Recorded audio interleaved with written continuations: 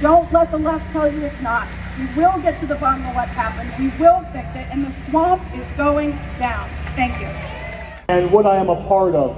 My name is Matt Wakulik, and I am one of the command council members of a local militia unit out of the Westmoreland, Allegheny, and Washington County area called the Iron City Citizens Response Unit. We are a militia unit, so the scary M word, I hope you guys are okay and comfortable with that.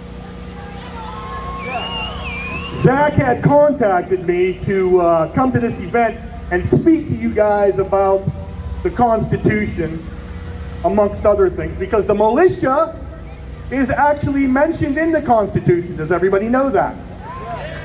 It's mentioned in the Second Amendment. Let's dissect the Second Amendment for a moment, shall we? The Second Amendment clearly says a well-regulated militia being necessary to the security of a free state, the right of the people to keep and bear arms shall not be infringed. Okay, let's scale that back. Well-regulated. The word regulated originally meant to keep or make regular. What does regular mean? Do you like decaffeinated coffee or regular coffee? Regular means not fucked with. Well-regulated militia. Militia comes from the Latin word meaning military. Well-regulated military, a regular military being necessary to the security of a free state, which means the founding fathers, James Madison, who wrote the Second Amendment, made sure that everybody knew that a citizen's military was necessary to keep the country free. The right, which means your God-given right to keep. What does keep mean? To have, to own, to possess, and bear. Bear means to carry. Arms. What are arms? I'm going to get a little savage on you now. Arms means weapons. Weapons used specifically for violence. Those are the facts. They knew that weapons are necessary for the people to have to stay free from any type of tyrant, whether it's criminal or government. They just got done fighting a bloody revolution, and they were forced to kill British soldiers in order to gain their freedom. Those are the facts. A lot of people are not comfortable with those facts. But that's the truth of the beginning of our country and why we exist right here, right now. So I'm going to talk about the Constitution because I just mentioned the Second Amendment. When it comes to constitutional rights, I'm going to let you in on a little secret. They're written on paper with ink. That's it. They're not guaranteed. Ink on paper is worthless unless they are defended. Anybody can do anything they want to anybody else unless they are physically stopped. This is a universal, absolute truth of human civilization. Laws exist, they're broken. Laws are broken, so obviously that ink on paper is meaningless unless somebody physically stops that criminal. This is why we have police. If a criminal breaks the law, what happens? The police go after him. And who are the police? Men with guns, batons, pepper spray, tasers, and firearms. Handcuffs. Why?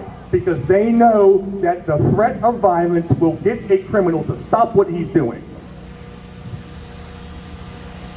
If the Constitution is words on paper, and that is violated.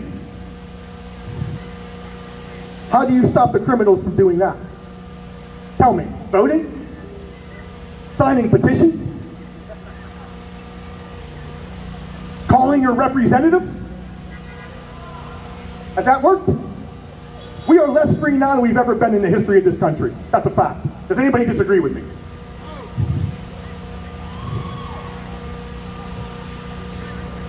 What happened last year? Does anybody remember? The government said you have to shut your business down, like Kim here from the Cracked Egg.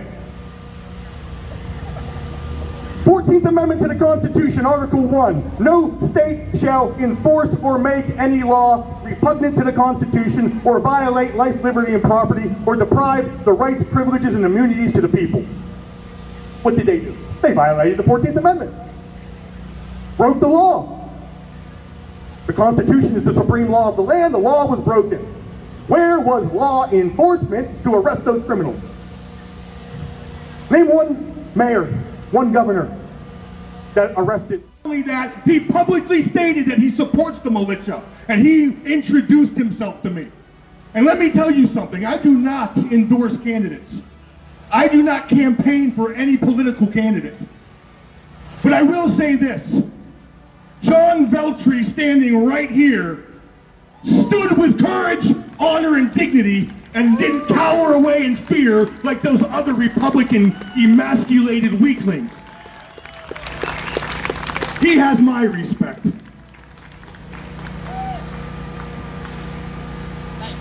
Absolutely, no problem, John. You're a good man. You know, there comes a point where you have to stop worrying about gaining more shekels for your purse. There's a point where all the gold loses its luster and all the jewels cease to sparkle. And your country feels like a prison cell. And the only thing that is left is for you to stand up and fight for your freedom. Let me let you in on a little secret. If you're not willing to die for your freedom, you will never have it. I guarantee that. I guarantee it. Are you willing to die for your freedom? Anybody here? I'm ready to go right here, right now. There's too much fear in the public. Everybody's fearing this virus. People won't even quit their jobs. Why? Well, I gotta have more shekels in my purse. I'll take the vaccine. I'll wear the mask. I'll submit, I'll comply, I'll surrender, because shekels in my bank account is more important than my freedom. That's where we're at today. That's the problem. Weakness, submission, compliance, and obedience. And we're all guilty of it. And what do? Well, if we get this guy in office, we just gotta vote for these guys here. Still trusting in voting. After Republicans have proven to be cowards. I'm not telling you not to vote. Go vote. We all have to vote. But your dependence and reliance must be on yourselves. Showing up to wherever school is enforcing the mask mandate. Say, hey, you know what? You're gonna have to kill us if you wanna put a mask on my child. You're gonna have to kill me.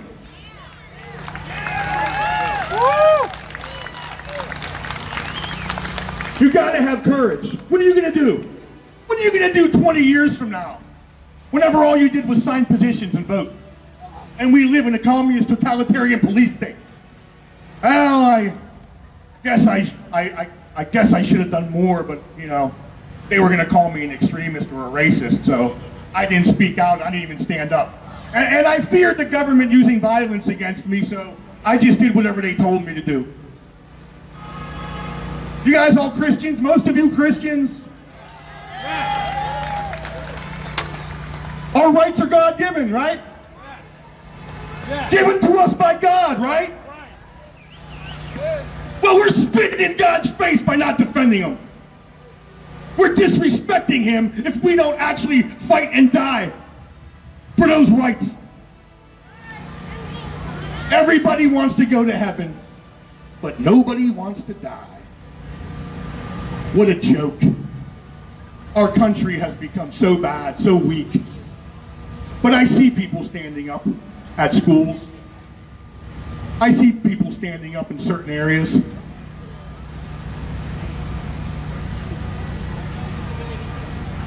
Let me tell you this. Kim said it best. There is no politician that will save you. There's no judge that will save you. The police will not stand up for, they just won't. They didn't arrest one person for depriving your constitutional rights, not one. They'll lose their job if they come out and do it. Where are we at? What are we supposed to do? The criminals are not arrested. And they keep depriving our rights. Forcing the vaccine on everybody now. My body, my choice, right? Now you know why I'm in the militia? Why don't we all become part of the militia? We all are part of the militia, according to the Founding Fathers. Every able-bodied man over 16. I have more women supporting our unit.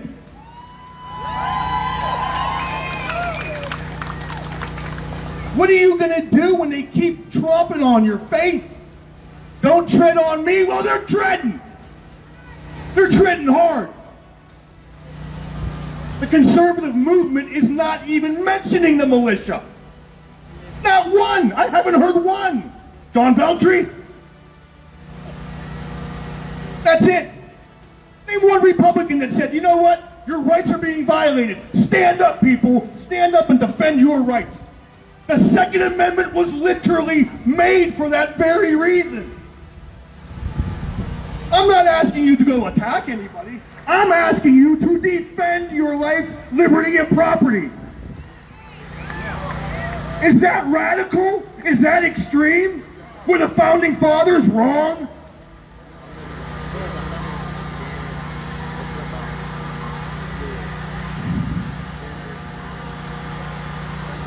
I'm going to end here on a couple quotes. One comes from the song, The Battle Hymn of the Republic. Anybody familiar with that? Glory, glory, hallelujah. Remember that? The last verse of that song? In the beauty of the lilies, Christ was born across the sea, with glory in his bosom that transfigures you and me. As he died to make men holy, let us die to make men free. God's truth is marching on. Are anybody, or any of you ready to die to make men free?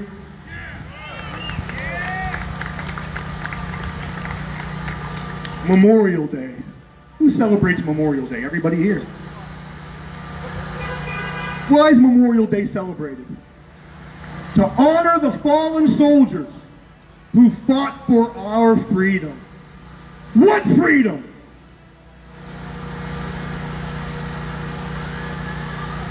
Are we free? What did they fight for if we're sitting here letting us getting trampled on? What did they fight for?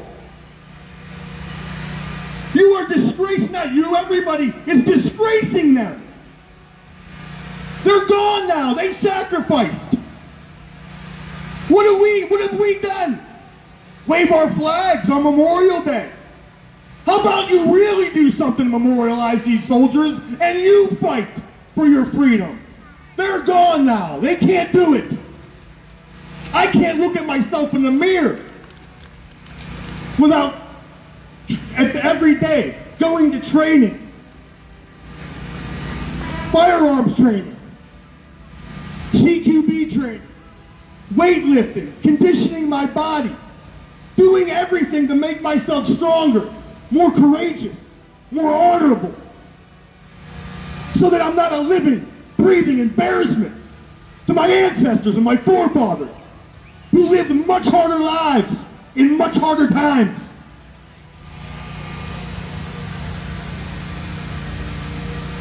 And what are we doing? Sharing memes on Facebook. How pathetic.